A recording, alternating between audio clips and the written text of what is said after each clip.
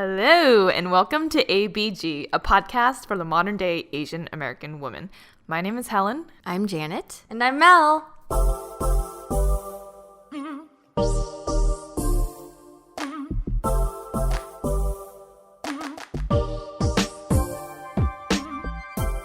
So, how has everyone's weeks been? It is a Saturday morning. Yeah. And we are all at my place recording. Mm-hmm. Yeah. This week was long for me.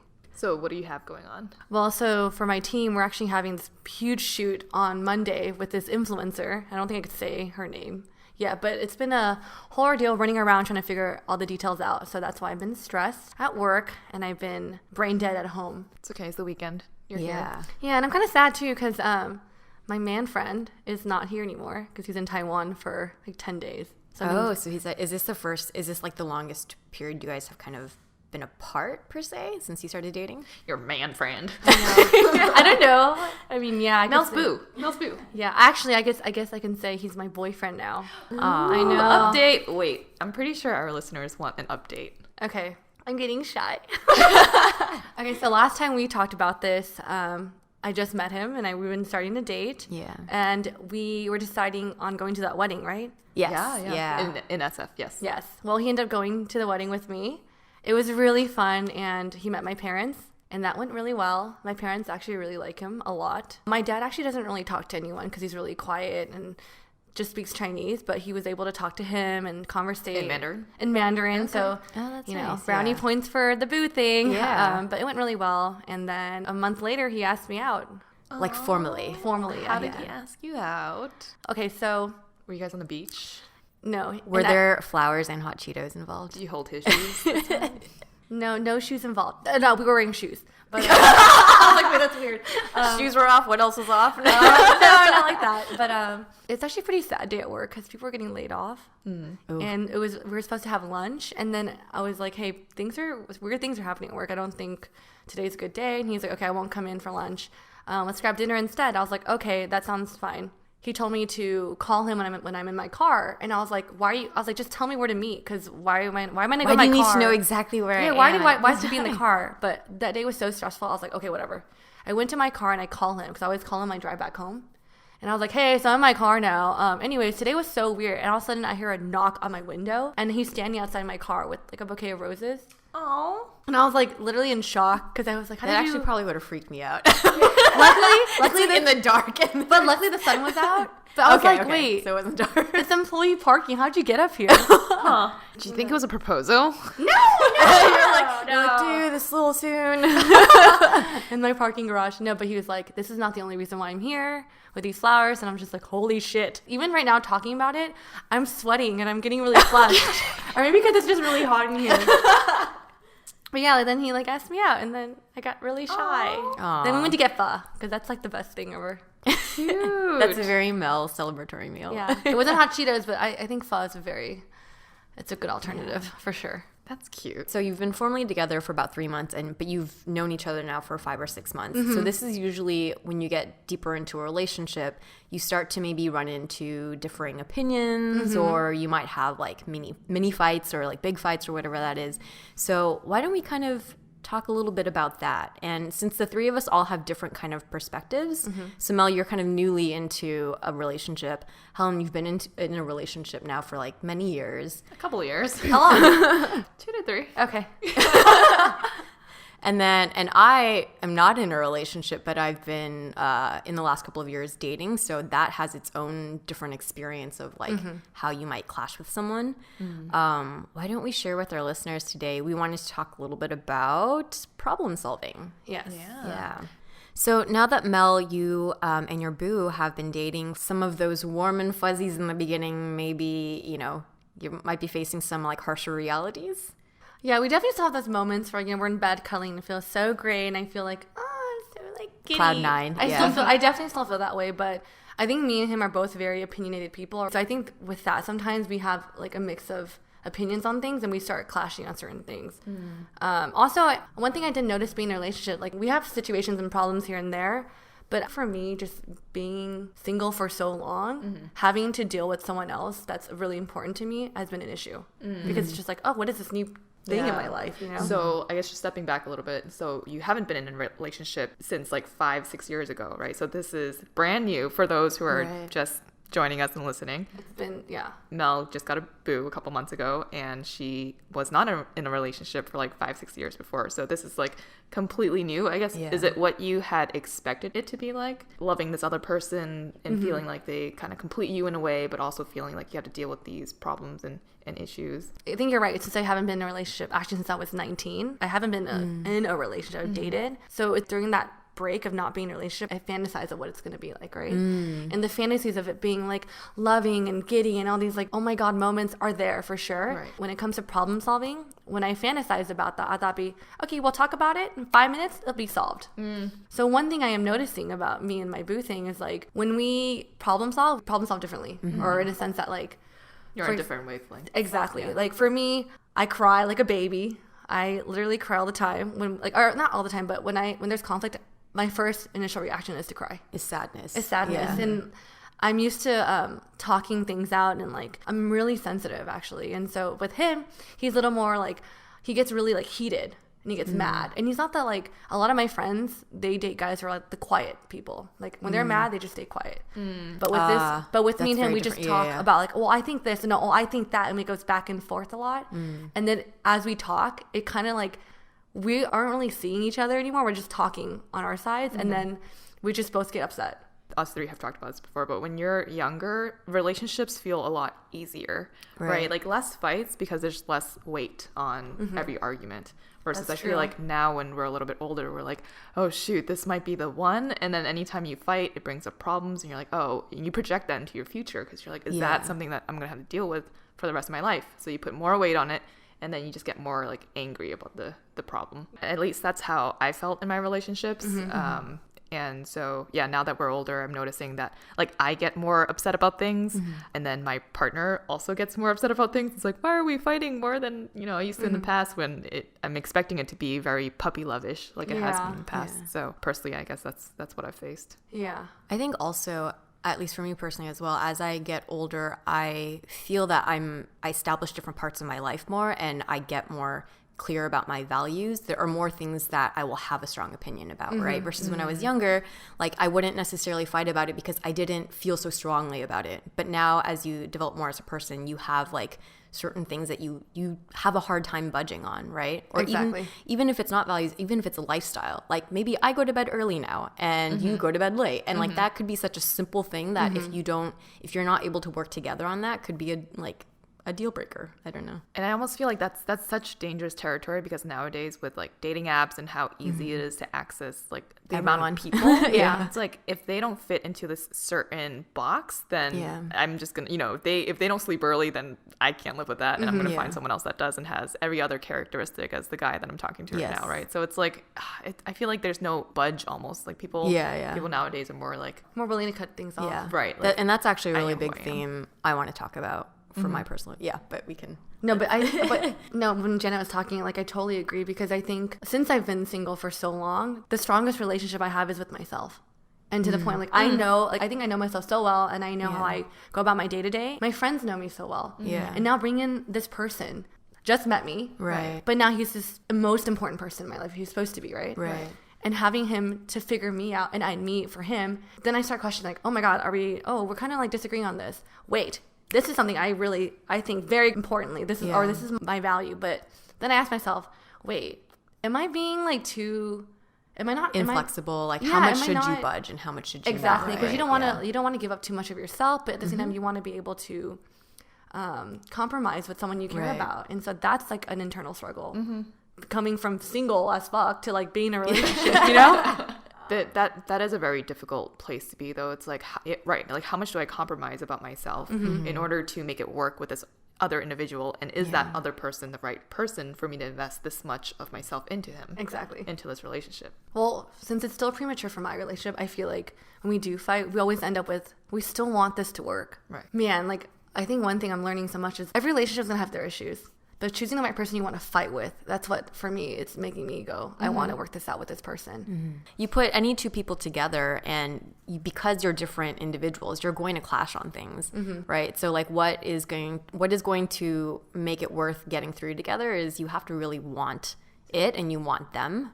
I don't know, this coming from someone who's like not in a relationship. Hasn't been in one for many years. Well, I do want to ask you, Janet, because I feel like now that you're in the dating scene, like, do you mildly? I have like one toe in. No, we see your Bumble chats. We actually see the fool you have to talk to, and I'm just, damn girl. Yeah. One toe in. That's a very like weird visual.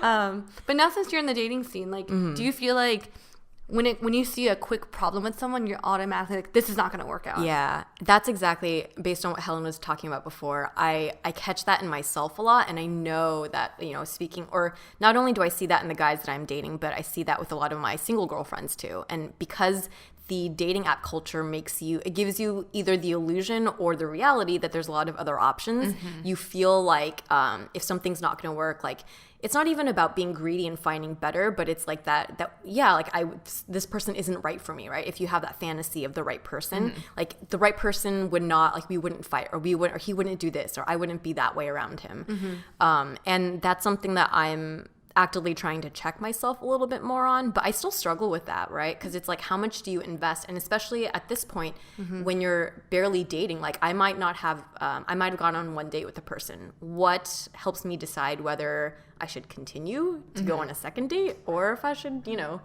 kind of alter and find someone else? I almost feel like dating apps and just dating in general nowadays, modern dating, is very much like the whole Angelina Jolie and like Brad Pitt syndrome, where it's like you date someone because you're attracted to them, right? And so when you're attracted to them, there's like a very physical component to it, but you expect everything to kind of just come with it as well. And so you put someone else like on a pedestal. And so when you get into a relationship and you first start arguing and you learn about the other person, you're just like, oh, they're not who I expected them to be. But when you start from like a friendship and you're actually trying to understand each other and like get to know each other, accept each other for your differences, I feel like that's a better foundation for a relationship, or it's much easier to actually build. No, I think that's really true. And I think going through friendship where you kind of like align first on your values and on your personality traits seems to set you up for success much more than just there being like that, you know, animalistic fire like attraction.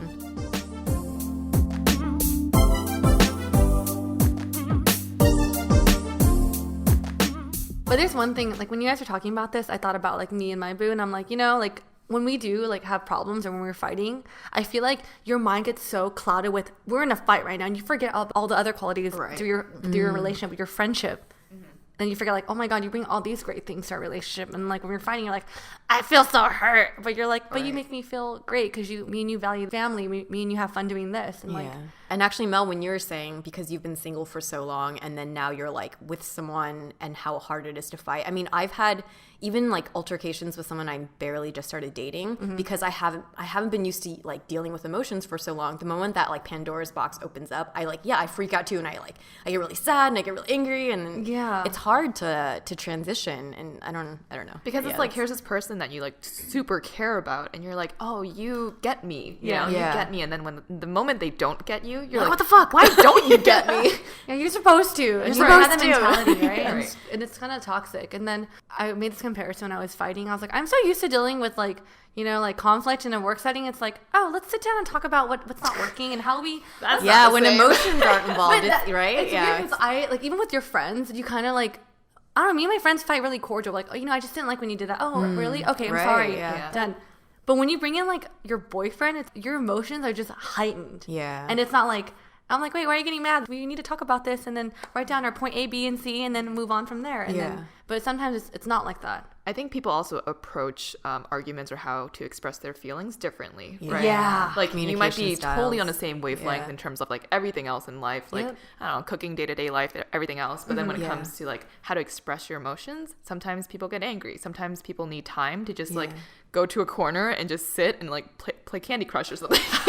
Wait, for me, I want to solve things now. Like, I don't care, we're fighting. We got to figure out now. I'm like that too. Yeah. But then at the same time, like, in the moment, like, I think I'm so level-headed.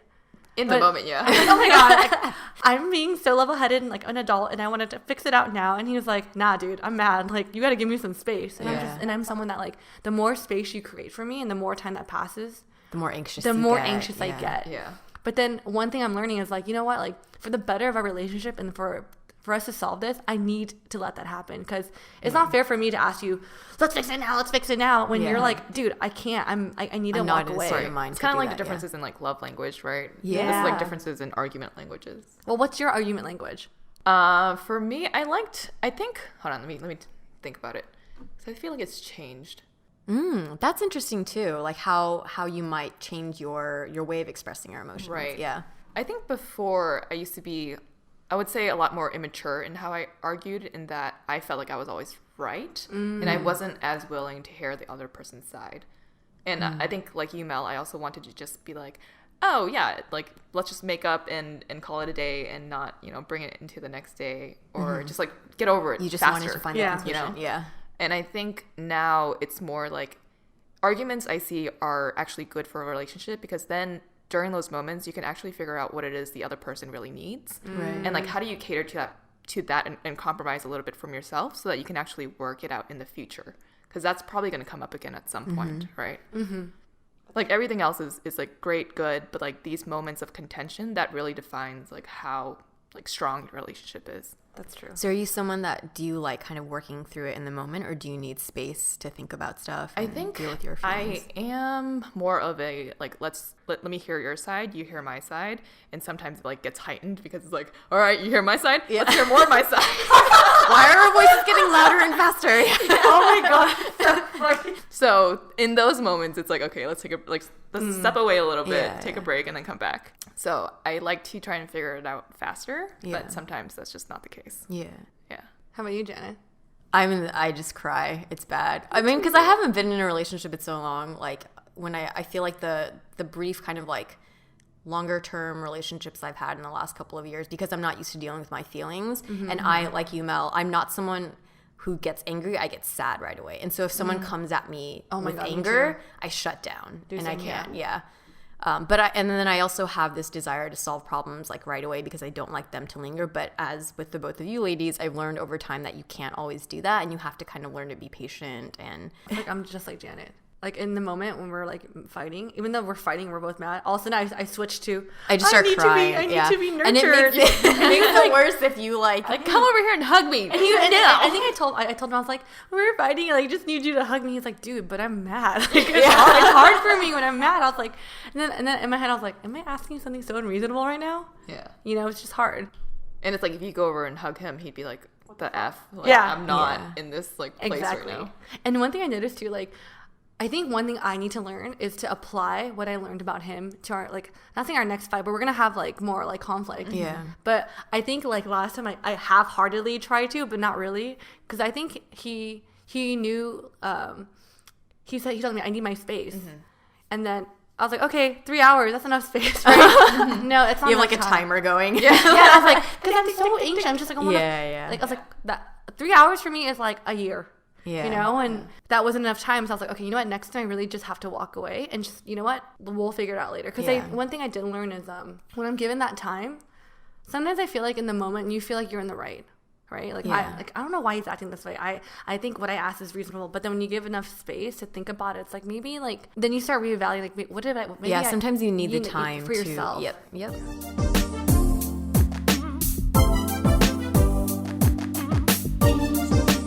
So we're talking about like arguments, but I guess more situationally, like how do you prevent the argument from happening, right? So what do you think is driving a lot of the confrontation arguments that you guys are having, if you want to talk about it?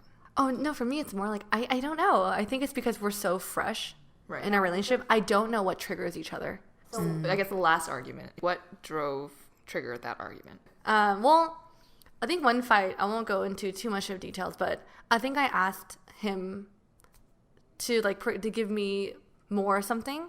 That sounds really dirty. Wait, that's not what it is. I'm really happy in that L.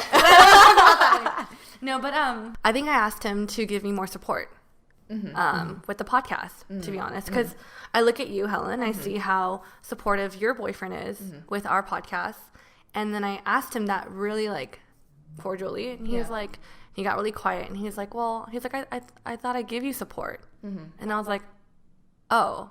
And I think in my mind, like, he does. Like, I talked to him about our outlines and things, and he gets really excited about, you know, if we have good opportunities coming. But the fact that maybe because I compare that to what your boyfriend does, that's not fair, because the fact that he's a producer on our show versus my boyfriend isn't. And it's just like, this spiraled out to this other thing. And he's like, well, you don't support me on this. And I was like, oh, I didn't even realize. I didn't ask him what are you passionate about, or what do you like, or things like that, because it's like, it's not fair for me to ask for you to give me something, but I'm not giving that back. Right. I'm glad also that he brought up like, oh, I kind of wish you supported me more in a different aspect, because that's like a small seed of like she's not doing this, that could grow into something that's bigger, right? Exactly. So it's almost like it's better to bring it up and nip it in the bud right away. It's difficult if you don't know what you're asking for, though. All right, so Helen, how about you? What's the last thing you and your boo thing thought about? I would say maybe even along the same lines of like expectations and communication.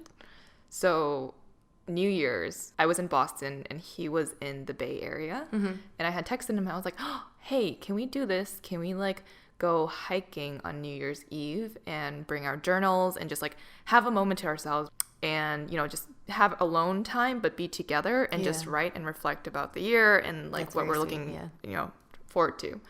So get to SF and New Year's Eve, and it was kind of rushed. And maybe he didn't get it in the text message. Like, that journaling part was really important to me, because it was just through text where I was like, can we get our journals and do this? So I had expected that we would be like super gung-ho about this, that we would, you know, this is definitely something that we were doing. And then it comes time to it. It felt like it was kind of like a, oh yeah, let's go do this. Like a casual thing. Like a casual thing, right? And not journaling and just going on a hike. But the whole journaling thing like wasn't a big part of it. And so I had gotten like upset. We already went into the car and I didn't bring like my journal. He didn't bring his either. And instead of me saying like, oh, why didn't we bring our journals? I was just upset in the car.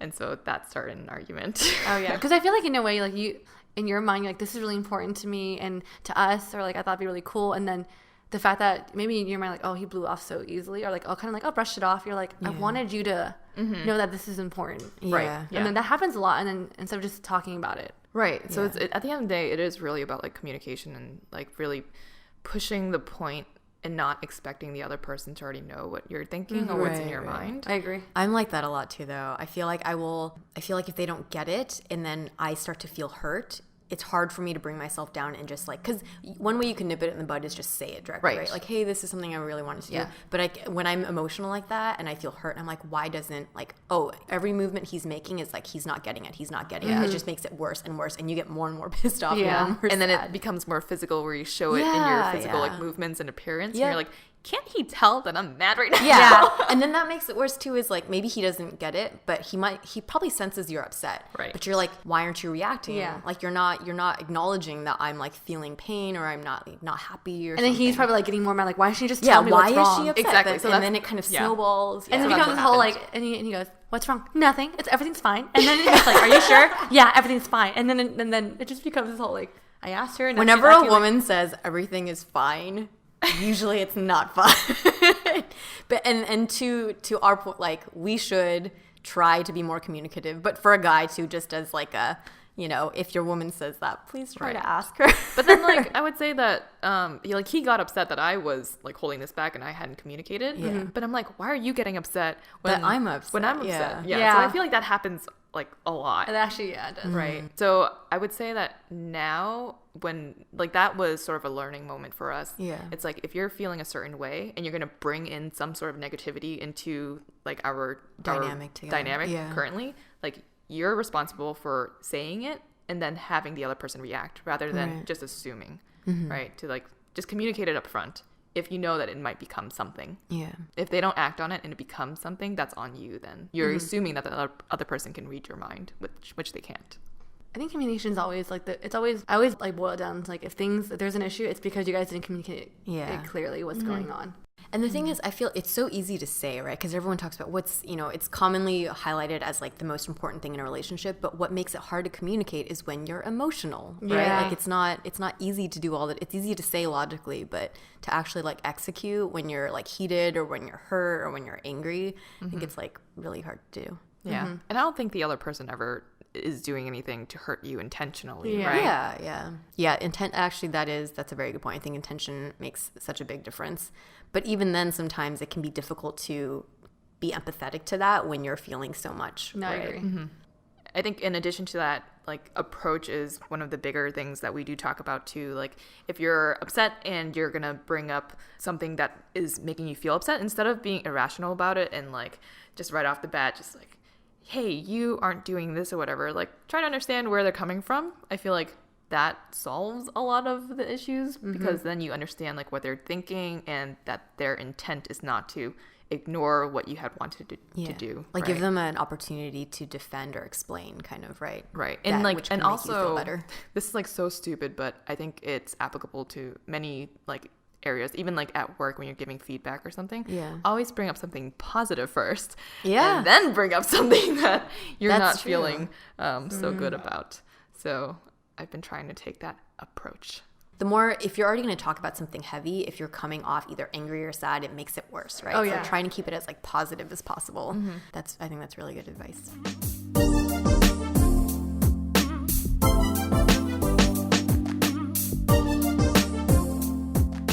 We kind of were talking about we're like kind of sharing some of our issues.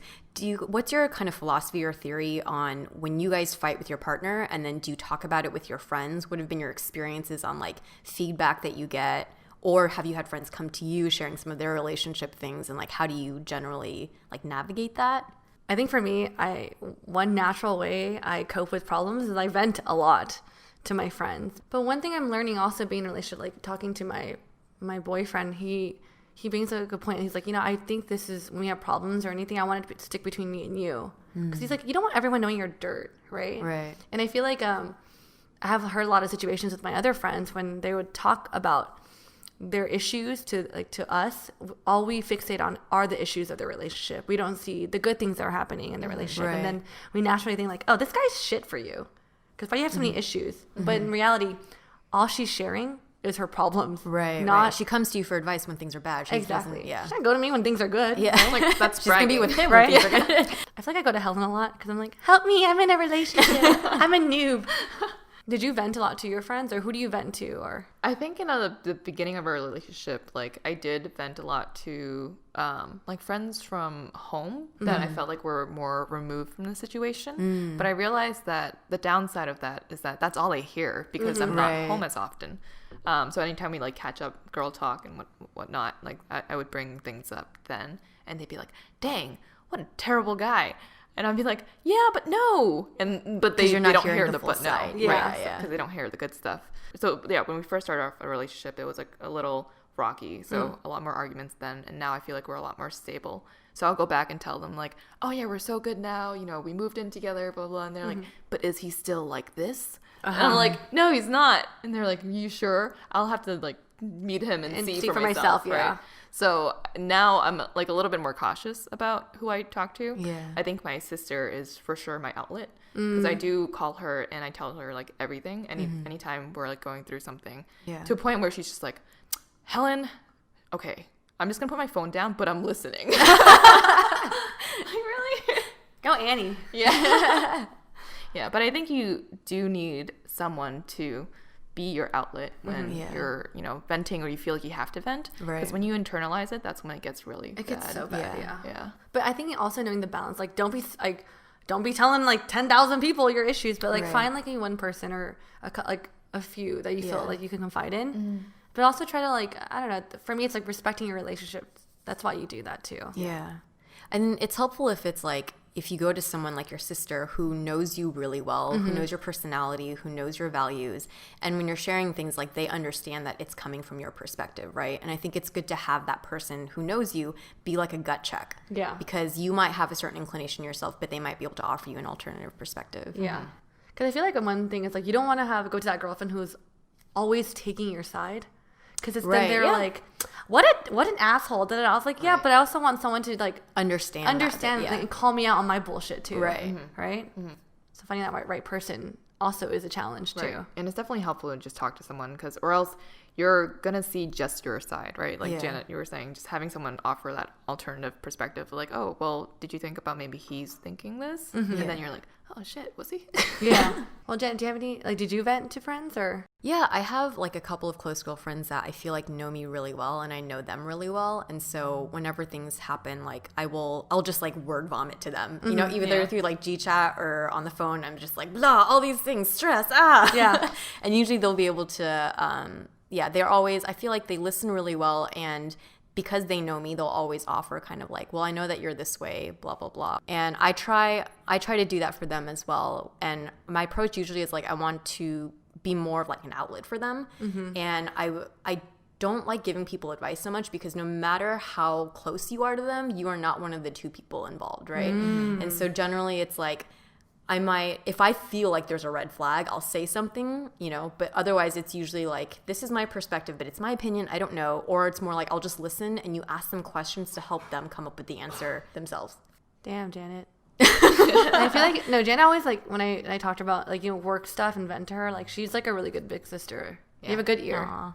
I really. Thank you. I was word vomiting to Janet this morning, actually. Oh my God, work stuff, stressful, blah.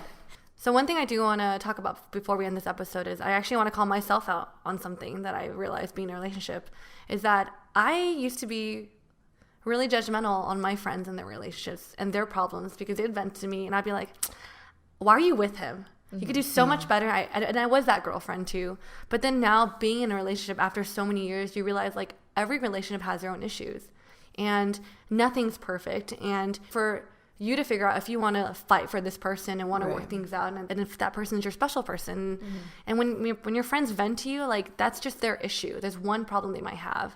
And I think before, when I would hear their problems, I'm just like, it's easy for me to be like, no, this is not okay. This doesn't work. Right. And it's kind of default because they're your friends, so you go into protective mode, right? Right. Yeah. Exactly. So I think that's one thing I'm learning, is like to really understand that like every relationship has their own issues and their own dynamics, and they all figure out in their own different way how to solve them. Oh, Mel's getting so mature. Am I? Almost 30. No. I have like 3 more years.